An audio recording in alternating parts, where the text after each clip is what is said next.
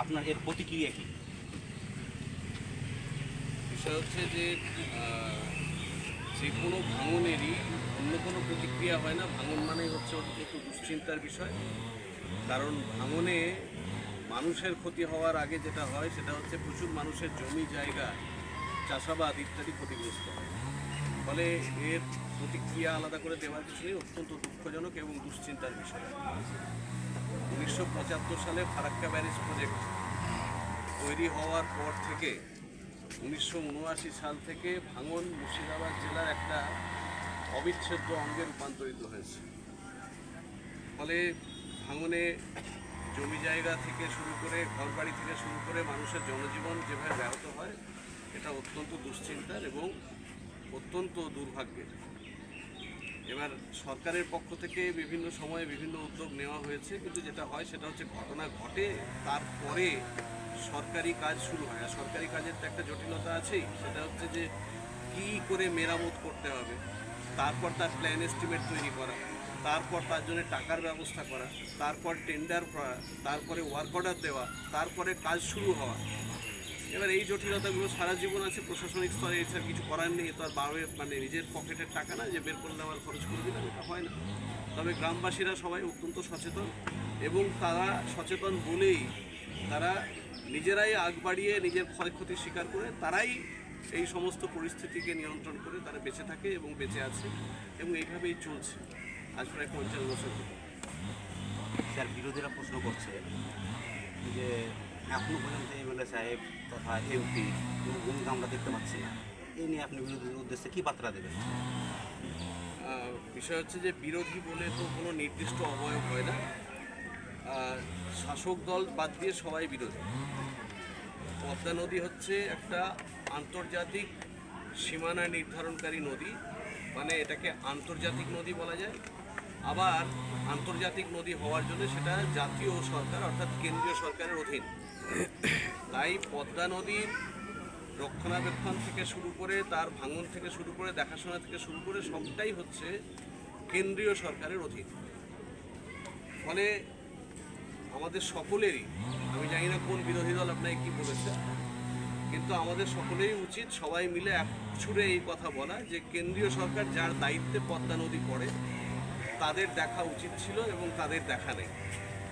তাই জন্যে আমাদের রাজ্যের শাসক দলের এমএলএ এমপি, আমি তো আছি, গতকালও ছিলাম, 10 দিন আগেও এসে রাত্রেবেলায় এই গ্রামে এসে দেখে গিয়েছি।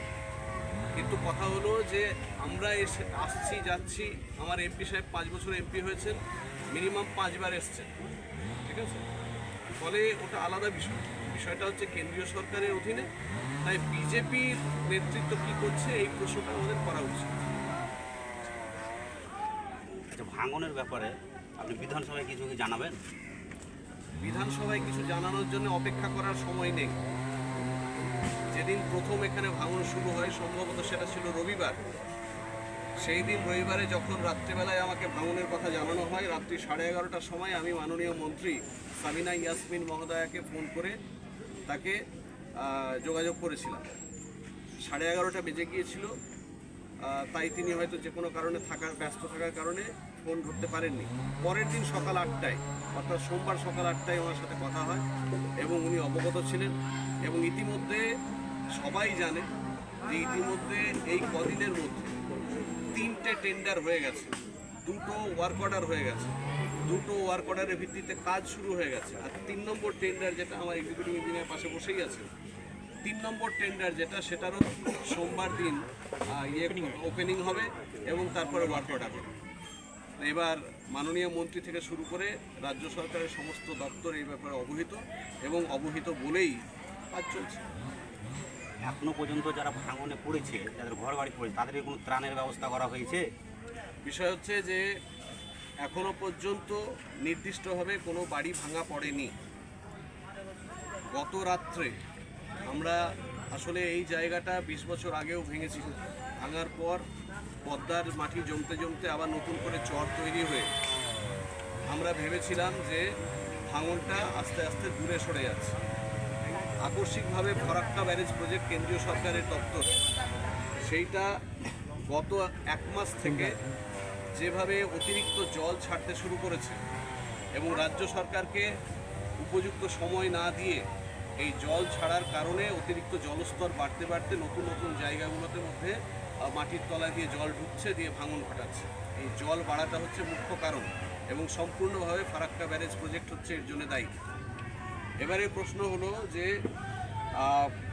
গত রাত্রের আগে পর্যন্ত যে অংশগুলো ভাঙছিল সেগুলো 22 বছর আগে ভেঙেছিল, ভেঙে পড়েছে। ওই জায়গাটা আবার যখন নতুন করে ভাঙছিল মানুষ অতটা দুশ্চিন্তা করেনি। কিন্তু গত রাত্রে মানে হচ্ছে 19 তারিখ বৃহস্পতিবার রাত্রে 10:30টার দিকে যখন যে অংশটা ভাঙবে না মনে করেছিল সেই অংশে ভাঙন ধরে, তখন মানুষের মনে একটা প্যানিক সৃষ্টি হয় এবং তখন মানুষ বিশ্বাস হারিয়ে ফেলে যে আর বোধহয় এই অংশটা, যে অংশে তারা বসবাস করছে সেটা সুনিশ্চিত থাকবে না। তাই গত রাত্রে একটি বাড়ি, যেটা একদম এখানে সামনে আছে, আপনি গিয়ে ওখানে ছবি তুলে নেবেন, বাড়ির মালিকের নাম কি? পিয়ারুল ইসলাম।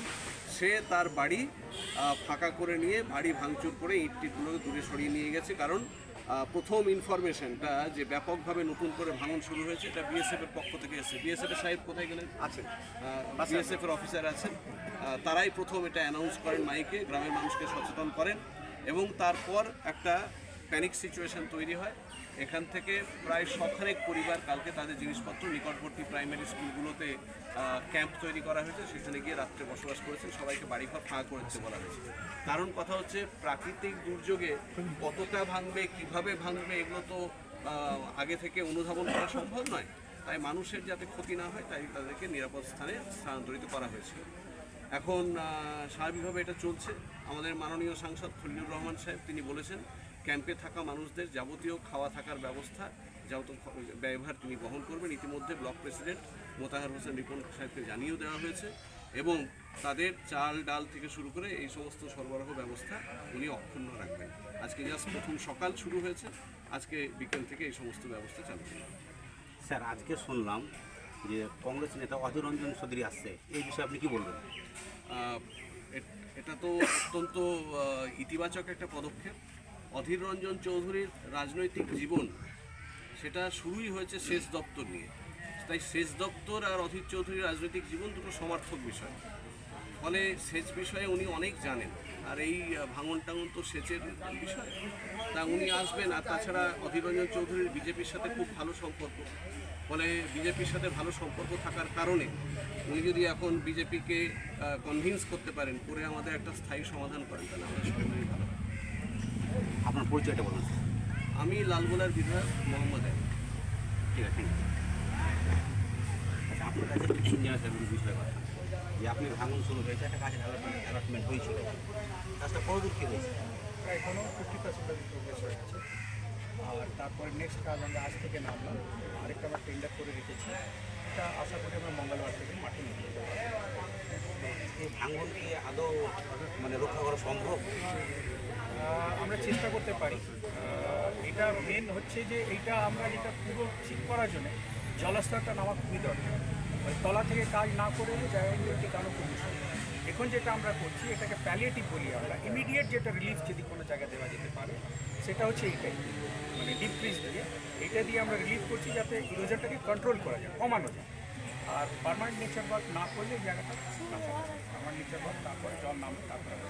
স্যার, আপনার কোথায়? আমার নাম Sanjay Kumar Singh, executive engineer, Ganga IT division number 1।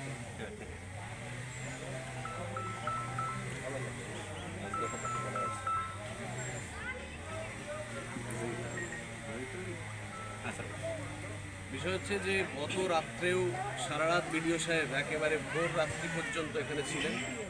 আমাদের থানার আইসি সাহেব তিনিও নিজে এসে দেখে গেছেন এবং তিনি তার পক্ষ থেকে অফিসারদেরকে নিয়োগ করে রেখেছিলেন।